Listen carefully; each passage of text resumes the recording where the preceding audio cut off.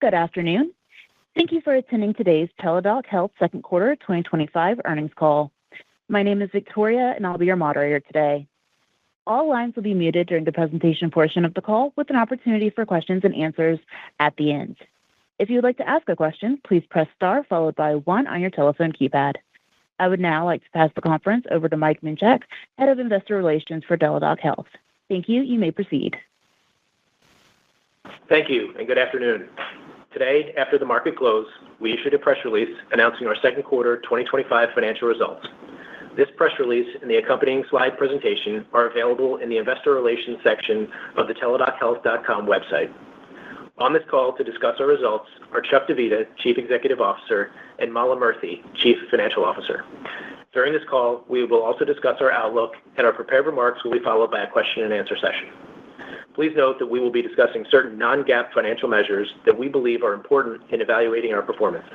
Details on the relationship between these non-GAAP measures to the most comparable GAAP measures and reconciliations thereof can be found in the press release that is posted on our website. Also, please note that certain statements made during this call will be forward-looking statements as defined by the Private Securities Litigation Reform Act of 1995.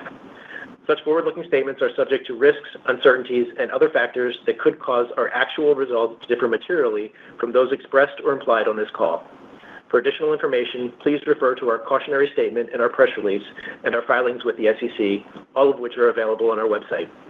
I would now like to turn the call over to Chuck. Thanks, Mike. I'm pleased with our strong performance in the second quarter, with consolidated revenue and adjusted EBITDA both at the higher end of our guidance ranges. This reflects continued disciplined execution and builds on our solid results from the first quarter. Based on our results and outlook for the second half of the year, we're narrowing our guidance range in 2025 consolidated revenue and adjusted EBITDA. Mala will provide more details on our performance and outlook later in the call. It's now been a year since I joined Teladoc Health, and I would like to take the opportunity to comment on the progress we've made and the direction of the company. It's been a transformative year in many respects, as we've worked with urgency and purpose to improve performance and reposition the business. As I shared when I first joined, I saw the need to strengthen our market focus and increase the efficiency of our business. And we've taken decisive actions that have resulted in a more streamlined organization with greater agility and market orientation and a more efficient and scalable cost structure. I also shared the importance of accelerating innovation across our products and capabilities. We've made considerable progress in that regard, including a product innovation pipeline that's gaining momentum. Let me share some examples. We recently launched Wellbound, a new employee assistance program offering for the U.S. integrated care market. It provides mental health and well-being support, including access to online therapy services from BetterHelp, and seamless access to other available Teledoc services. While early, we're pleased with the level of interest we're seeing, and we look forward to building a position in the EAP market. We're enhancing our cardiometabolic health program this year, including new connected devices, as well as registered dietitian access, sleep support, and other new features. And to further engage and support enrollees with rising risk and higher acuity conditions, we're developing additional clinical interventions leveraging our primary care, specialist, and care support teams. We believe that a comprehensive approach focused on both prevention and the progression of diabetes, hypertension, and obesity will have the greatest sustained impact on patient health and value for our clients. For our hospital and health system clients, we launched a new AI-enabled virtual sitter solution fully integrated into our proprietary technology. This new offering extends and supports our clients' workforce capacity and their care delivery and patient safety objectives, including matters such as fall risk and patient elopement. In our international integrated care business, we also continue to add new solutions, including hybrid care models for public health systems to support a variety of needs, including access to primary care and emergency department care in rural and remote communities. Product innovation will be an ongoing focus of our organization. Over the past year, we've also added important capabilities, including through strategic acquisitions.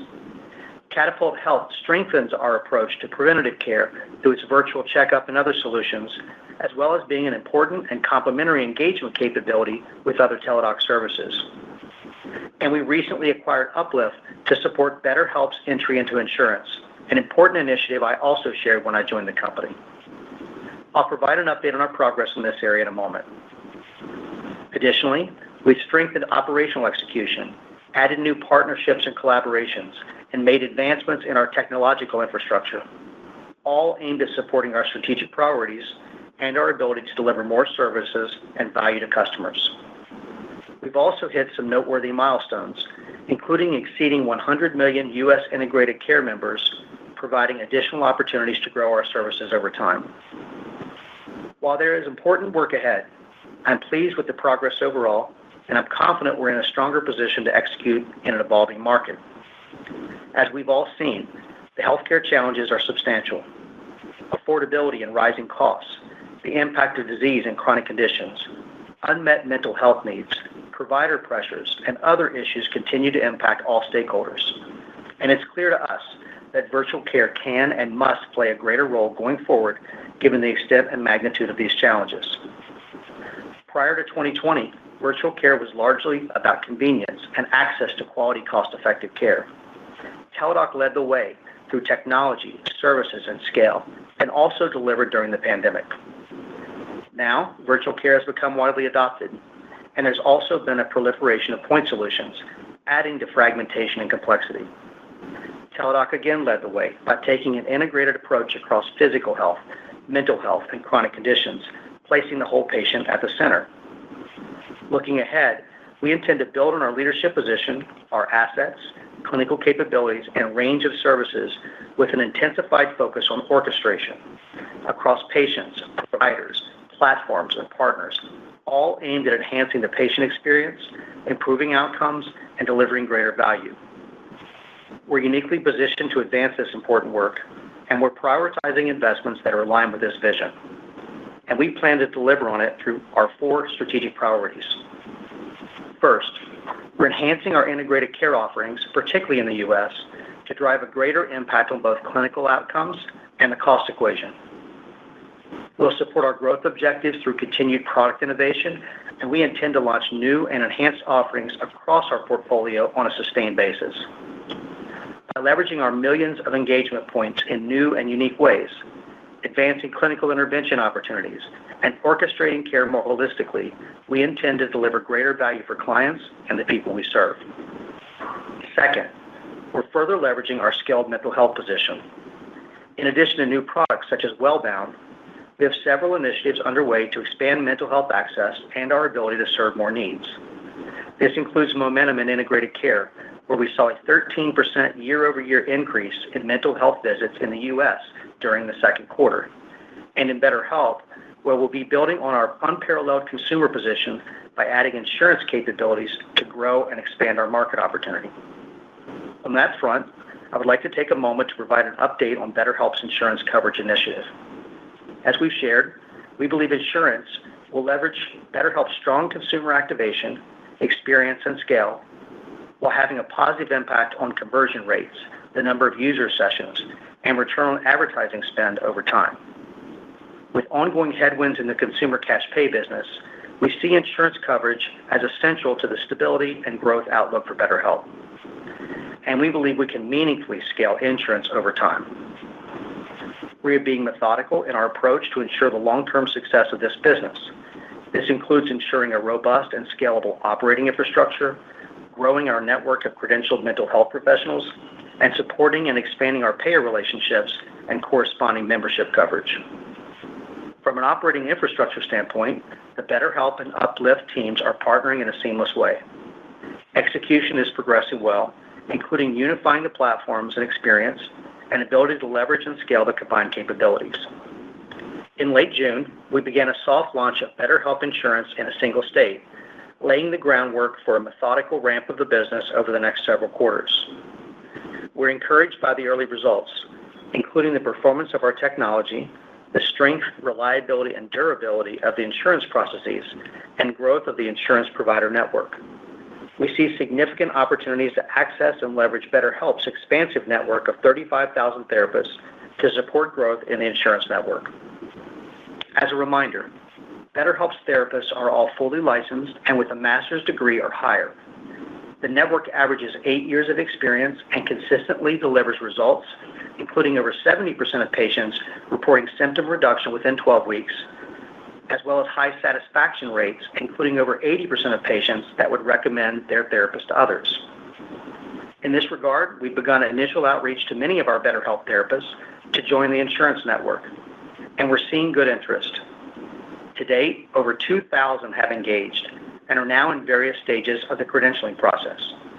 This outreach will continue as we look to complement and further build on Uplift's already robust base of over 1,500 mental health professionals.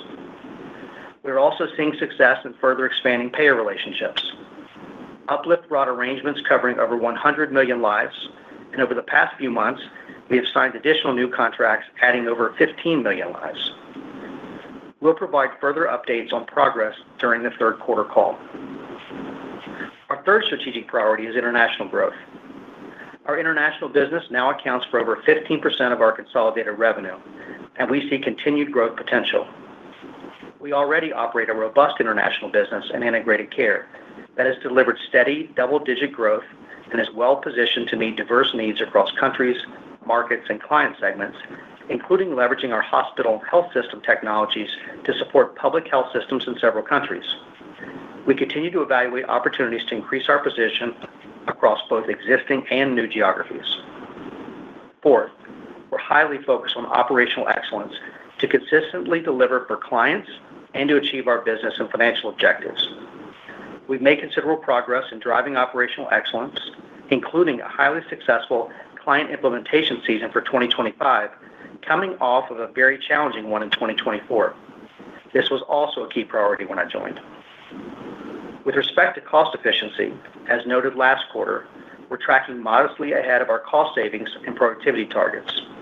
We've made meaningful progress across several areas, including technology and development, administrative costs, and stock-based compensation, and will continue to make progress while balancing the need to invest in our strategic priorities. In closing, I'm encouraged by our first half performance.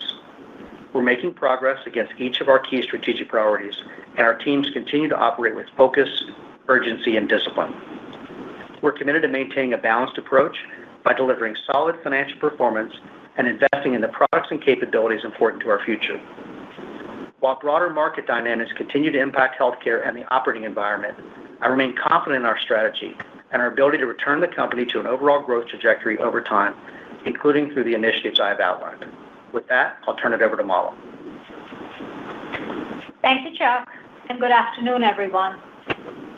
Second quarter consolidated revenue was $631.9 million, near the high end of the guidance range and down 1.6% year-over-year, driven by a decline at BetterHelp, offset to some extent by growth in integrated care revenues. Adjusted EBITDA of $69.3 million was also at the upper end of the guidance range and represented a margin of 11%. Net loss per share was 19 cents, compared to a net loss per share of $4.92 in the second quarter of 2024, which included a $4.64 related to a pre-tax non-cash goodwill impairment charge. Net loss per share in the second quarter of 2025 included amortization of intangibles of 50 cents per share pre-tax and stock-based compensation expense of 13 cents per share pre-tax.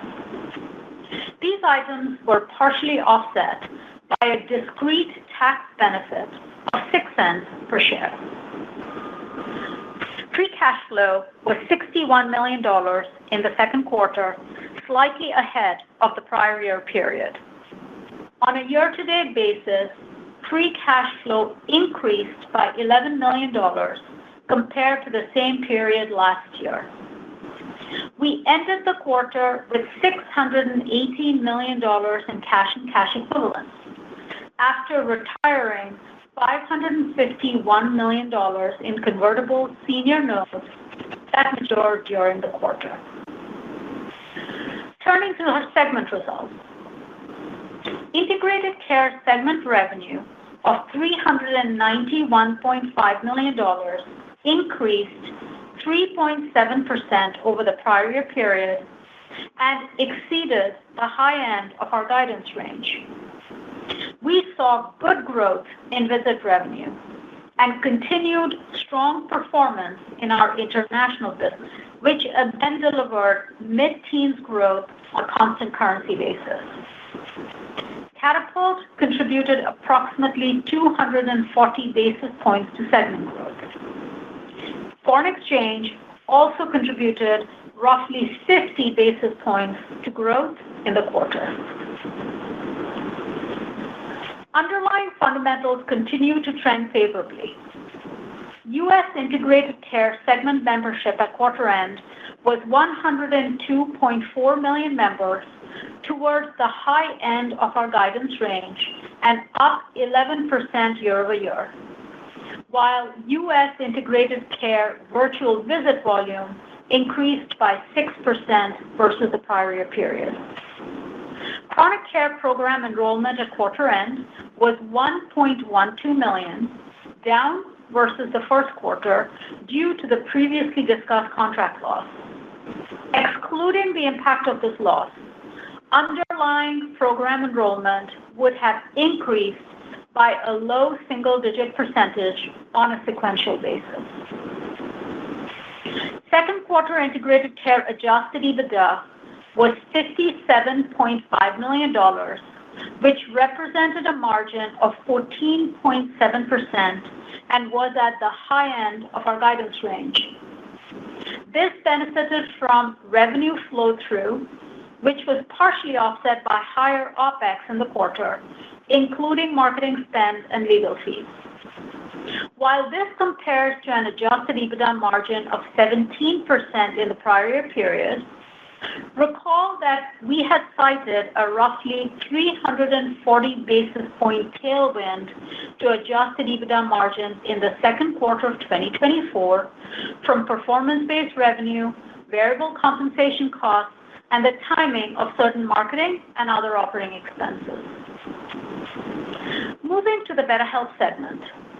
Second quarter revenue was $240.4 million, up slightly sequentially and just above the midpoint of our guidance range. Foreign exchange contributed approximately 45 basis points to year-over-year growth, while Uplift contributed roughly 100 basis points. Second quarter average paying users declined by roughly 9,000 sequentially to 388,000 and were 5% lower versus the second quarter of 2024. Despite encouraging early progress on our insurance and international initiatives, we continue to see headwinds in the underlying U.S. cash pay business. While the year-over-year decline has moderated relative to 2024 levels, U.S. cash pay users saw a high single-digit percentage decline versus the second quarter of 2024. Last quarter, we pointed to a slight uptick in churn rates, which we believe was reflective of softening consumer sentiment and uncertainty around the macro environment. That trend continued through the second quarter, while we also saw an increase in customer acquisition costs and fewer gross user adds. We believe these factors and consumer interest in accessing therapy through insurance coverage is impacting the cash pay business. We believe this validates our insurance acceptance initiative with Uplift meaningfully accelerating our effort. We continue to believe the unification of customer acquisition funnel between cash pay and insurance coverage will allow us to more effectively leverage BetterHelp's advertising and marketing budget and lead to a lower acquisition cost per user over time. While not enough to offset the headwinds in the U.S. cash pay business, international users were up by a high single-digit percentage over the second quarter of 2024. With more attractive customer acquisition costs, we plan to continue reallocating advertising spend to those markets. While still early, our localized launches continue to see good month-over-month growth in users, and we are evaluating opportunities for additional localized market launches over the balance of 2025.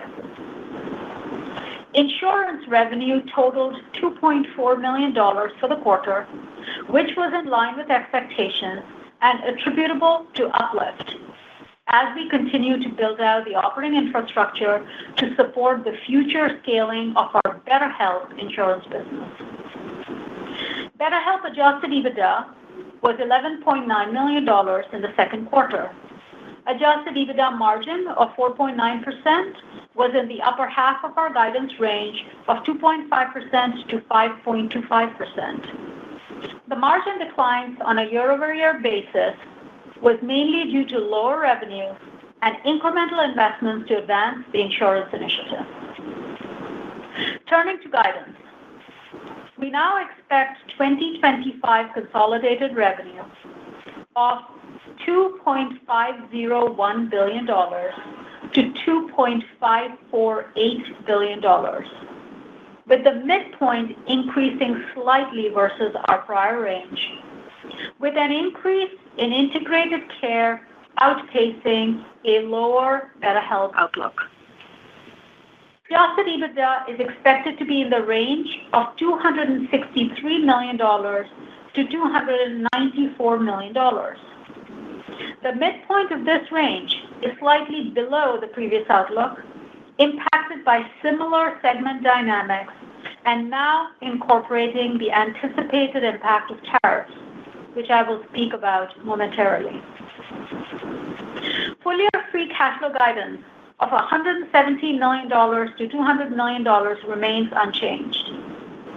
We now expect 2025 stock-based compensation expense in the range of $95 million to $105 million, approximately $10 million below our prior outlook, and a continued area of focus for us. For the third quarter, we expect consolidated revenue in the range of $614 million to $636 million, and adjusted EBITDA in the range of $56 million to $70 million. Drilling down into the segments, starting with integrated care, we are raising and narrowing our full-year 2025 revenue guidance, which we now expect to be up 1.75% to 3.25% year-over-year, versus our prior guidance of flat to up 3%. The increase of 100 basis points at the midpoint reflects our strong first-half performance relative to guidance, coupled with updated assumptions on foreign exchange. We continue to expect Catapult to contribute approximately 200 basis points to full-year revenue growth. We are narrowing our full-year 2025 adjusted EBITDA margin guidance to 14.5% to 15.25% versus our prior range of 14.3% to 15.3%, which is up slightly at the midpoint. As previously discussed, this includes a roughly 40 basis point headwind from the Catapult acquisition. Excluding Catapult dilution, adjusted EBITDA margin would be up slightly year-over-year at the midpoint of the guidance range. Our guidance of 101 million to 103 million U.S. integrated care members remains unchanged. Last quarter, we provided a preliminary view on the potential impact of tariffs. The initial estimate we provided, which was not included in our prior guidance, given the fluidity of the situation, was based on proposed rates at the time, including a 145% China tariff and the impact of our mitigation efforts. Based on the latest information, we now estimate an unfavorable adjusted EBITDA impact in 2025 of approximately $3 million, which is now included in our guidance ranges. This reflects a partial year of impact based on the timing of new rates and inventory on hand. We continue to evaluate additional levers, to mitigate the impact of tariffs now and into the future. This includes assessing alternative sourcing arrangements to diversify our supply chain, which we think is a prudent long-term action.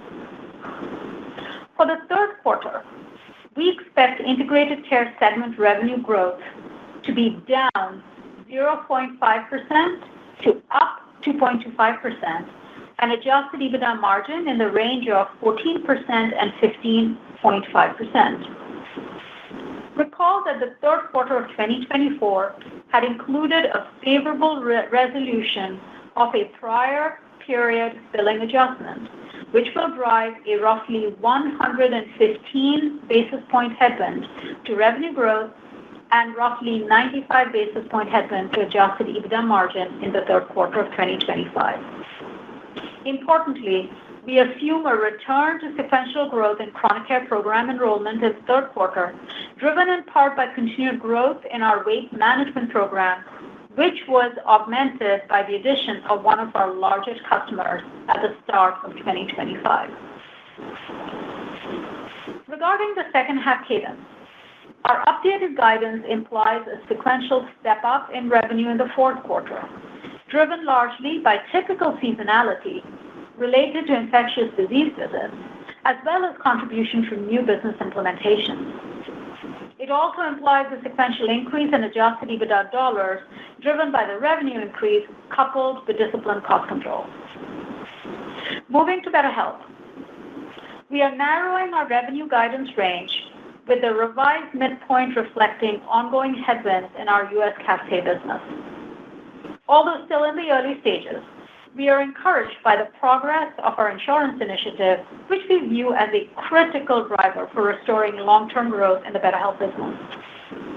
We now expect a year-over-year revenue decline of 6.8% to 9.2% in 2025, compared to our prior outlook of a 3.75% to 9.75% decrease. Our guidance continues to reflect approximately $10 million in insurance revenue for 2025, net of any mix shift from the existing cash pay business. We expect a more meaningful revenue contribution in 2026 as we continue to methodically scale operations and expand our payer therapist network over the next 6 to 12 months, while steadily enabling access across additional states. We now expect a BetterHelp adjusted EBITDA margin of 4% to 5.5% for the full year, with a midpoint down 75 basis points versus our prior guidance. This revision primarily reflects the flow-through impact of a lower revenue outlook, partially offset by incremental G&A reductions as we continue to prioritize investments that support the growth of our insurance initiative. We remain focused on balancing top-line growth with bottom-line discipline. While we will not pursue inefficient customer acquisition, we are committed to maintaining strong traffic to BetterHelp in preparation for the broader insurance rollout. For the third quarter, we are guiding to BetterHelp segment revenue down 5% to 9.75% year-over-year, and an adjusted EBITDA margin of 1% to 3.75%, reflecting the early investment phase of scaling our insurance initiative. Lastly, our balance sheet remains strong. We retired $551 million in convertible senior notes that came due in the second quarter with cash on hand. The $1 billion convertible note maturing in June 2027 is our only remaining debt outstanding. We remain comfortable with our leverage as net debt to trailing adjusted EBITDA stood at 1.1 times at quarter end. We continue to believe our strong cash balance, cash flow generation, and business position provides us with optionality in the future. Separately, in mid-July, we entered into a new $300 million revolving credit facility, which enhances our financial and operational flexibility. At the current time, there is nothing drawn on the facility, and we have no immediate plans to use it. Our capital allocation priorities remain unchanged. First, we look to maintain a strong balance sheet and an appropriate net leverage profile. Second, we will invest in the business to support our strategy through both organic and inorganic initiatives. And third, we will evaluate share repurchases as a potential use of cash. With that, let me turn the call back to Chuck. Thanks, Mala. We continue to believe that virtual care could be a performance multiplier within the healthcare ecosystem, helping to address key challenges, and that Teladoc Health is well positioned to play a key role in doing so. Just last week, we hosted our annual Teladoc Health Forum event in Nashville, which brought together healthcare thought leaders, virtual care advocates, and innovators from across the globe to share their experiences, exchange perspectives, discuss strategies, and offer insights into the further advancement of virtual care. And spending time with many of our clients and partners in attendance, I was encouraged with the level of interest in deepening our partnerships and further collaborating to help them achieve their goals now and into the future. With that, we'll open it up for your questions. Operator? Of course. We will now begin the question and answer session. We kindly ask that all participants limit themselves to one question. If you'd like to ask a question, please press star followed by 1 on your telephone keypad. If for any reason you would like to remove that question, please press star followed by 2. Again, to ask a question, press star 1. As a reminder, if you're using a speakerphone, please remember to pick up your handset before asking a question. Our first question comes from the line of David Roman with Goldman Sachs. Your line is now open. Thank you. Good afternoon, everybody. Try a lot of moving parts here, so I'll try to make sure I'm limited here to one question. I guess you've talked about over the past year, Chuck, the transition away from a subscription model to a pay per visit or pay per use model that does to some extent obfuscate the underlying performance of the business. And I know you went through a few metrics on the call, but maybe you could unpack a little bit what's going on there and where we are in that transition. Either if you can give us a sense of, is that a 2025 event? Does that extend into 2026? And how you're thinking about measuring success in that initiative? Yeah, I appreciate the question. This transition's been going on for a few years now in earnest because, post-pandemic, obviously with the broad adoption and maturity of the market, and that's continued. In 2025, we now are at a point where more than 50%, a majority of our revenues in virtual care are coming from visit-based arrangements versus subscription-based. So there's more room to go there, probably, but we've sort of reached a place where it's the majority.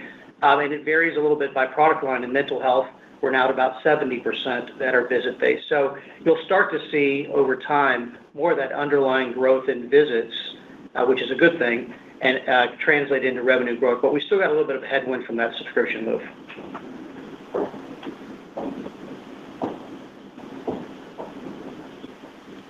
Great. Thank you very much.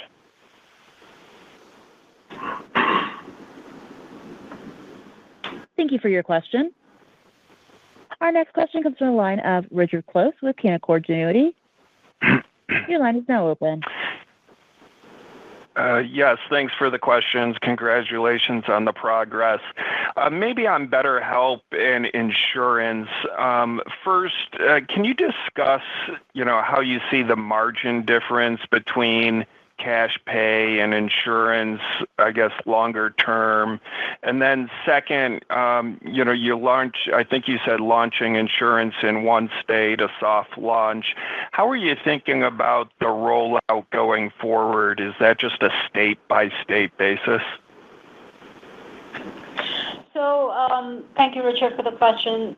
Look, on the margins for insurance, if you think about the legacy cash pay business in BetterHelp, we have always said that the gross margins for that business are, in the range of overall Teledoc Health margins, right? It's always been around the high 60s, early 70s type of gross margin.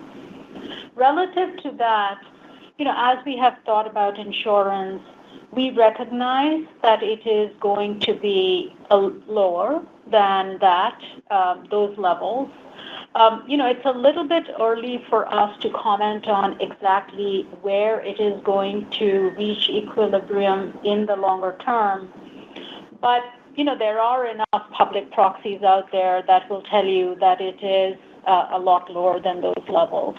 Having said that, what we are focused on is the fact that we have 4 million plus consumers coming at the top of the funnel, if you will. So, the advertising spend that we have, the scale of it attracts that scale of consumers seeking therapy.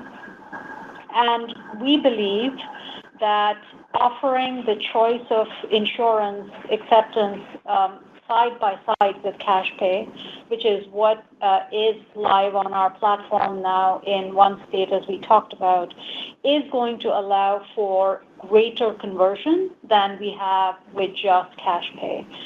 So that is the investment thesis we have that we will continue to make progress on as we scale this initiative. Chuck? Yeah, and I'll talk a bit about the rollout. So I guess think of it this way, supply and demand. We know the demand's out there. One, the unmet mental health need, the adoption of the virtual modality in terms of therapy, and just the size and scale of BetterHelp. So what we want to do is make sure we are, preserving that user experience, which BetterHelp is known for, as we turn this on. Obviously, the scale is pretty massive. So the demand side will be there as we turn that on. The supply side, we also want to make sure that we have the right level of therapists, credential in the network to meet the demand in the way that we want. Behind the scenes, we are continuing to build that network out beyond the single state, so that as we ramp further, we'll be able to turn on multiple markets over time. So I wouldn't necessarily think about it state by state per se, because we're going to reach a point where we're going to be able to activate multiple markets. But we do want to take it methodical here at the start to make sure all the capabilities that we built in place are working. The good news is they've worked quite well, and we're at a position now where we're behind the scenes building the supply side. Thank you for your question, Richard. Our next question comes to the line of Lisa Gill with JP Morgan. Your line is now open. Thanks very much. Good afternoon. Chuck, I wanted to go back to where you ended the call today. You talked about virtual healthcare can be a performance multiplier to help address key challenges in the evolving healthcare landscape. Clearly, following managed care, we see that right now from a cost perspective. As a former managed care executive, what do you think are some of the biggest opportunities for Teledoc to help to really drive the cost or bend the cost curve going forward? And maybe if you could just spend a minute sharing some of the takeaways from last week. And is it talking more to providers? Is it talking to employers? Is it, talking to the managed care organizations? What do you see are some of the biggest opportunities? Yeah, thanks for the question. I think, first of all, if you go back to where sort of virtual care took off, it was, like I said in my prepared remarks, around access and convenience. And that's still an issue. Access to care, whether it's primary care, specialist care, it varies pretty significantly. So I think access will continue to be a place where virtual care can support the ecosystem. I think where the next sort of generation of that is and the reality of it is, each individual, all of us are unique. We have our own healthcare situation and needs and expectations, and healthcare is also local.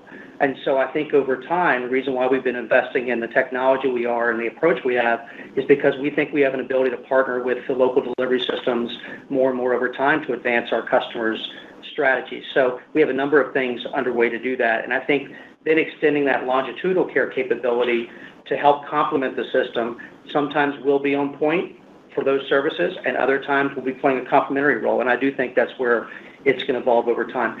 I think with respect to the forum, it was a great event. I mean, there was a lot of excitement. We shared a lot about the progress we're making. I would say uniformly, a lot of the things that you study in healthcare are alive and well. They're very concerned about the affordability issues, cost increases, provider capacity shortages, and sort of the dynamics that are at play. Certainly in the health plan world, a lot of uncertainty with respect to some of the changes that are underway. And I think there was I would say, a good level of interest in the strategic direction we're taking and how we're approaching this issue. So I think the level of partnership is going to be even deeper going forward, and I think we're going to build on it in the coming months. Thank you for your question, Lisa. Our next question comes from the line of Jessica Tassan with Piper Sandler. Your line is now open. Hi, guys. Thank you so much for the detail. I was hoping maybe you could talk about 2026 for your chronic care solutions in particular. Where are we in the selling season for the chronic care solutions, excuse me, and then just could you describe any kind of competitive efforts that you've noticed so far, retreats maybe that are expected to impact retention, competitive takeaways and pricing next year? Thank you. Yeah, I'll just make some general comments here. I think, first of all, a lot of the things that we've said in prior quarters continue to be the case. We've got employer channel continues to, I would say, largely be in line with our expectations at this point in the year. We do have continued pressure on the health plan channel for all the reasons that we've given. And I think we've had, a good level of interest across all of our solutions, chronic care included. We've added some accounts, including in, health plans with respect to Medicare Advantage. Mala mentioned that the large that we added last year, coming into this year in weight management. So there's good activity, there's good interest. I will say there's some pause and some hesitation in terms of big moves by some of the players as they sort through their strategies. Where we're focused, really back to the product innovation point, is how do we expand the level of services, and I think with this new cardiometabolic health program that we're rolling out to meet a variety of needs. If you think about a patient, we sort of carve people up into these conditions. Well, it's a whole person, and so they're going to move through the journey of maybe it's a weight issue, some other kinds of acuity that happens during the cycle of that person's life. And so this program really is trying to be there in a more holistic way for those people, and I think the features and enhancements that we put in place will be attractive to our customers. I think where we're headed, though, is really leveraging what is, I think, one of our greatest strengths, which is our clinical capabilities. As a provider, we have primary care, we have specialist care, we have care teams. And I think when you're dealing with people with, hypertension and diabetes and obesity and those kinds of things, the ability to support them clinically, and if they're not on the right path, I think is where we can add value to the patient as well as to our client. Jessica, what I would also add is, it's not a surprise. The chronic care market is a highly competitive market. It is a fast-moving, fast-changing market. We know that. We are absolutely already, with a cardiometabolic product that we have that Chuck mentioned, adding to the clinical capabilities that Chuck mentioned, that certainly gives us confidence in growing momentum in the chronic care business over time.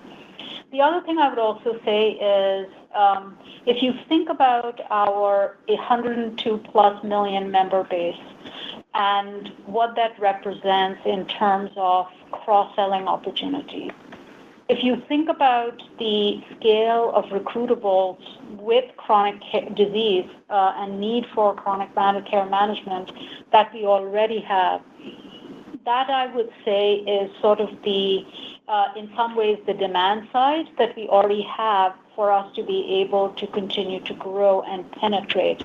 We've talked about the fact that our penetration levels are still relatively low in the membership base we have.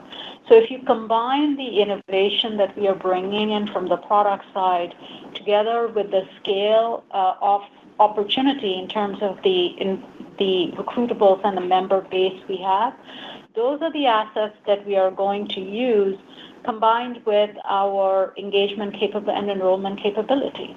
And we are investing in that as well. Thank you for your question. Our next question comes from the line of Daniel Grosslight with Citi. Your line is now open. Hi, thanks. Thanks for taking the question. Mala, you mentioned that you expect a meaningful revenue contribution from better health insurance coverage in 2026. I was hoping you could provide a bit more color on that and the cadence we should expect throughout next year? And similarly, if there's any significant investments you need to make to kind of scale that in 26 and the cadence of those investments. Thanks. Yeah. So what I would say, Daniel, let me sort of start with your second question first, because we need to invest to be able to scale the insurance revenues. So we already are making investments, right? Remember when we announced the Uplift acquisition back in April, we actually had taken down our adjusted EBITDA, and the reason we did that was because of the investments we needed to make. Those investments are essentially think of it in two ways. One is just scaling up the number of people we need, the talent we need to be able to run this business within the BetterHelp segment. It's not an initiative any longer, it's a business. And the second is absolutely scaling up the operational capabilities, the back-end capabilities, billing, coding, all of that. So those are the kinds of investments we are making. We've already started on making those investments, and we are going to make investments in the back half of this year between Q3 and Q4. And I expect we will continue to do more of it at probably a more modest level into the first half of next year. In terms of your second question on how this will pace, I would say, look, we have said from the outset back in April, we expect the revenue for insurance to scale and fully ramp up over the 6 to 12 month period, right? And we have told you this year we expect insurance to be about $10 million in revenue. I think we need to see how this paces through this year, Daniel, and get more proof points. As we said, we've launched in one state. Early signs of progress are good. We are hitting and checking off on all the metrics that we expect to see at about this point. But we need to see more proof points. And what I would say is expect us to give a progress update in October and in February. Every time we talk to you on earnings calls, we will give you all progress updates on how things are going and how the scaling is going to pace through 2026. Thank you for your question, Daniel. Our next question comes from the line of Jailendra Singh with Truist. Your line is now open. Thank you, and thanks for taking my questions. Chuck, I appreciate you spending some time on recapping the progress the company has made and all the initiatives you have put in place and actions you've taken over the past 1 year. But where we stand now, do you believe that you have all the pieces in place to get the company back on revenue and EBITDA growth and potentially accelerate in the coming years? And I completely understand all the integration and business transition still ahead of us. But just curious about your view, if you still think there's some work needed for organic and inorganic product expansion or any restructuring?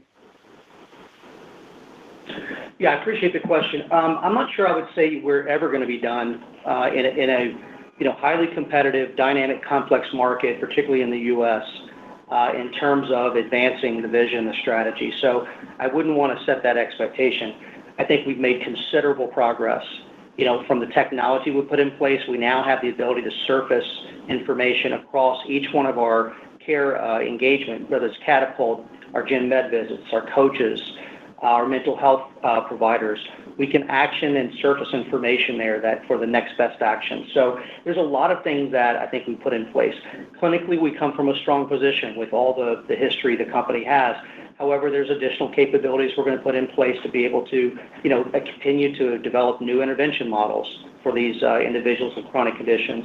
So I think you're going to see us continue to invest organically, as well as if we think there are places that could accelerate our progress, we're going to look for those opportunities, just like we did with Catapult. That was a really nice strategic complementary acquisition. It's resonating with our clients. They understand why we did it. One, because of their own capabilities, which is quite effective, but the opportunity to use that as another point of engagement for people that aren't engaged in their healthcare, and to get them aware of their healthcare conditions, and get them plugged into whether it's a Teladoc services or get them a care plan.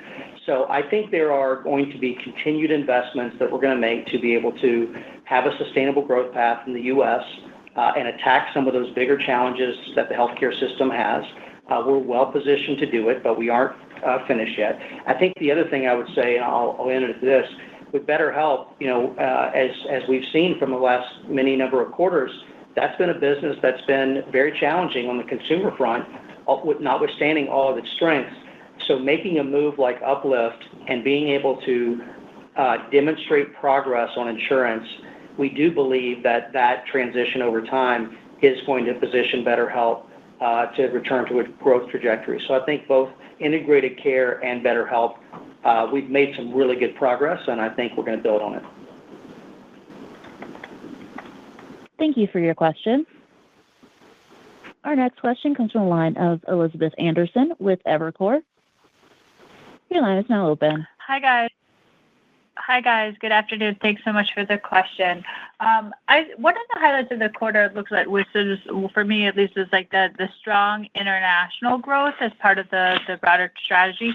Can you talk about, given that you have a variety of opportunities across your portfolio, as you've highlighted, to BetterHelp, et cetera, how do you think about that? Is there any sort of change in terms of the emphasis you're putting on that business, given the lower acquisition cost that, Molly, you mentioned, or do you see that as sort of continuing along the path that you sort of previously described for us? Thanks. Yeah. So when we think about our international business, we need to think about it both on the integrated care side as well as on the BetterHelp side. So on the integrated care side, Elizabeth, what I see this business performing at is very reliably, in the mid-teens, including this quarter. It was in the mid-teens on a constant currency basis, actually high teens on a reported basis because of foreign exchange tailwinds. And, this is a business that is looking at and working with clients around the world, Canada, UK, Europe, Australia. Those are the countries that we have a strong B2B international business presence in. We have clients who have been with us for a long time, for many years, and we have a robust relationship with them. And then the last thing I'd point out is what Chuck said in his prepared remarks. We are making real progress in working with the public health systems in Canada. We are expanding province by province, for example, in Canada. They were part of our client event last week, and they talked about how pleased they are with the partnership with us in, let's say, Newfoundland as an example. New Labrador is another province where we have expanded. So that's sort of the work we are doing on the integrated care side. On the BetterHelp side, the way I would think about international is, so there are two subparts to it. The first is we have now been in what I would call English-speaking countries internationally for a few years in BetterHelp. Think about those as the UK, Canada. What we are now doing, starting really this year, is expanding into other countries with a localized platform and product experience. This is still, I would say, relatively new, and we are seeing good signs of progress, one of which is, we said in our prepared remarks, the growth in users in the quarter was high single digits. So I say this because we will continue to build on this localization initiative we have in international for BetterHelp. I expect us to roll out into additional countries. We are also learning, candidly, from launching these localized experiences. It does require us to think about the experience with consumers, the therapists, etc. So we are taking learnings as we have launched in these countries and building it into the next wave, if you will, of countries that we are planning to launch into. Yeah, one more point on the integrated care part of international, and I appreciate you raising that. It's, I think, an often underappreciated part of Teledoc. We have an amazing team. They are structured to really understand the unique local market needs and opportunities, and they are very creative at coming up with solutions that make sense for that market. An example is that I think is really a great proof point. They're using our hospital and health system technology, our devices. If you go to our website, you can see the pictures of those devices. They're using those in creative ways with those public health systems. And I was very gratified when they take those devices and they are helping keep emergency departments open in rural communities. We're talking about life and death stuff, keeping access available to populations in remote areas. So we're very proud of the work that's happening internationally, and there's a lot of learnings that we're looking to import to the U.S. and vice versa over time, and I think it's an important part of the company. Thank you for your question. Our next question comes from the line of Sarah James with Cantor.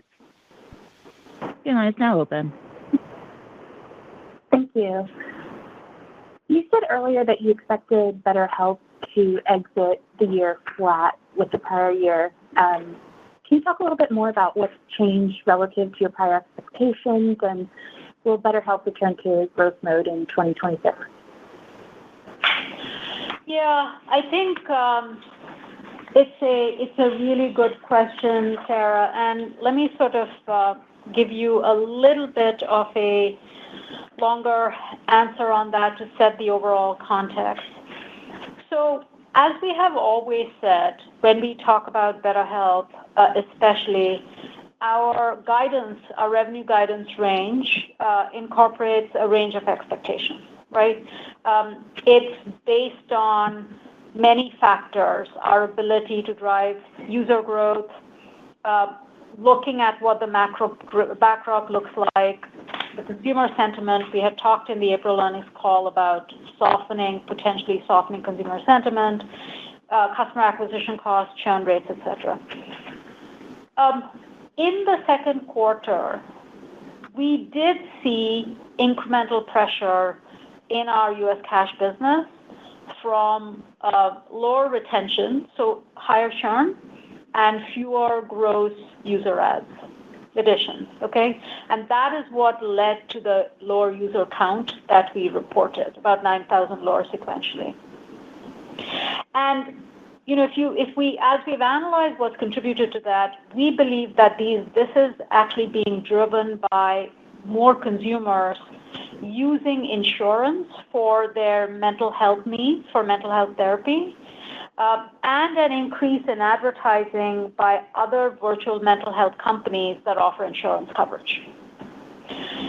So we now assume that these trends are going to remain consistent for the balance of the year, and that is what is incorporated in the guidance range that we have now provided. So as such, we've revised our outlook, which we've obviously now talked about. We have narrowed it and brought the sort of midpoint down, if you will.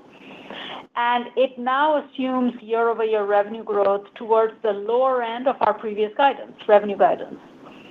And if you think about what that also means, based on the third quarter guidance and the updated 2025 guidance, what it means is that the implied high end of the fourth quarter guidance range does not contemplate a return to flat year-over-year growth in the fourth quarter, okay? Just to be sort of spelling it out very clearly. Now, adding to that is the fact that we have insurance where we are seeing encouraging early signs, but we have talked about the fact that it needs time to scale. we continue to expect $10 million of insurance revenue this year, as we have talked about, and we are pleased with, the scaling of that overall initiative. So all of this put together, what I would say is, as I think about next year, we need to see how these different things pan out, how insurance scales in 2026, and provides the necessary offset for the cash pay business, especially in the U.S. That's a little bit of a longer view of how we are seeing the puts and takes in the BetterHelp business. Thank you for your question. Our next question comes from the line of Charles Rhyee, Cowen. Your line is now up. Yeah, thanks. Yes, thanks for taking the question. Chuck, maybe I want to ask Lisa's question maybe a little bit in the reverse. Obviously, during COVID, the use of virtual care skyrocketed in part because that was the only options. We also recognized the great demand for behavioral health services as well, and BetterHelp filled an important need during that period of time. Since then, we've seen the use of virtual care drop, fairly dramatically. You mentioned, obviously, you talked about sort of the opportunities of where virtual care can be used. I know it's another question. I think you talked about sort of penetration rates remain relatively low. I think, Chuck, you also talked about healthcare being very local and it's very individual for people as well. What are the big challenges that you see in, I guess the question really is, what has been really the limiting factor then in getting sort of that penetration up? Is it really at the provider level, changing how they deliver care? And is that maybe more of a systemic thing in just how the workflows are designed, or is it at the payer level where how benefits are designed and sort of set up, or is it really just at the consumer level of just people wanting to be in person with someone? Just trying to understand you can have all this innovation, and I guess the question really is more what's in your control versus what is it more that you have to wait for the market to come around to a certain extent? Thanks. Yeah, I appreciate the question. So a couple of things. I think you're going to see over time continued recognition that there's not enough primary care in the United States. And I think there's at least a more openness to virtual primary care, and I think that you'll see that continue on. I think the bigger part of your question, though, is and this is kind of how we're thinking about it. If you recall back when I joined, I started highlighting this. We have millions and millions of engagement points each year with the various visits that we do. Those were previously seen as visits. I see them as engagement points. So that's why we put this technology in place that allows us to start activating different strategies to create value for clients in that way. So maybe it's that same visit, but I can also address a care gap closure. Maybe I can also help that individual navigate them to the next best action. Maybe I can resolve things more holistically than I do today with respect to bringing specialists to the table and a provider consult. So there are ways that we can make this engagement points more impactful, more valuable to clients.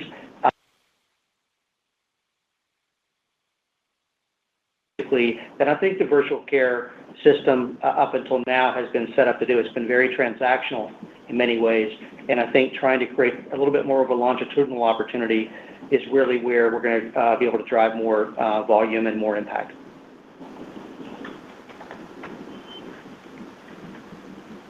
Thank you for your question.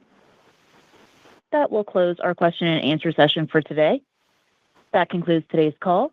Thank you for your participation and enjoy the rest of your day.